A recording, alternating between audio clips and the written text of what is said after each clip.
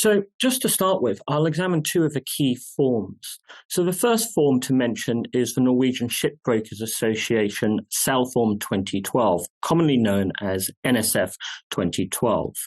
Now, this form is the most widely used standard form for sale and purchase of second-hand vessels. I will actually be using this form as the structure for the majority of the presentation because of that reason.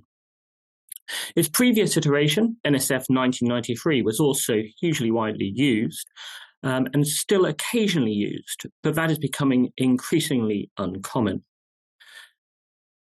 And as I've said, it's going to be the form the basis of the presentation.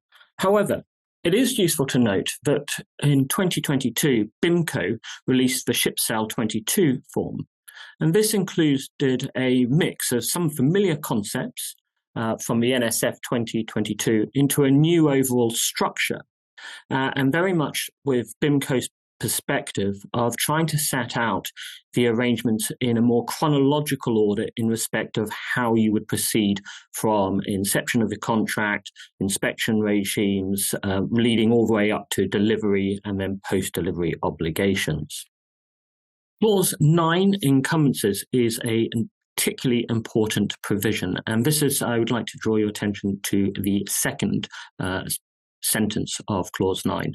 As mentioned before, there are claims that could exist against a vessel even post delivery to a new owner. So they are what we would describe as claims in rem, which sit with the vessel rather than purely against the vessel's owner. Now, from the buyer's perspective, it's impossible to do a comprehensive search to identify all possible claims that exist against the vessel at any one time.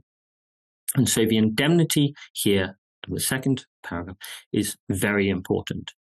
However, if the sellers are just a single-purpose company and you don't have a guarantor, this hugely important indemnity actually becomes of practically no value post-delivery, as the purchase price will rapidly be disseminated out of the